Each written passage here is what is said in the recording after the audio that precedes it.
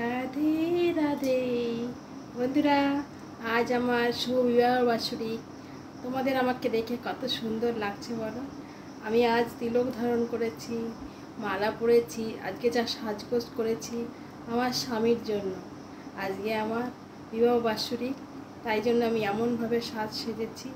আমার গোবিন্দের কথাও আমি কখনো ভুলিনি। আমার গোবিন্দকে আমি অনবরত ভালোবাসি।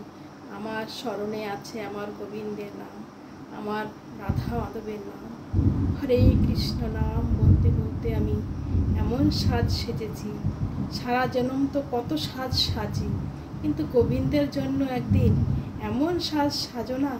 আজ আমার বিবাহ বার্ষিকী, তাই গোবিন্দের নামে আমি তিলক মালা ধারণ করেছি।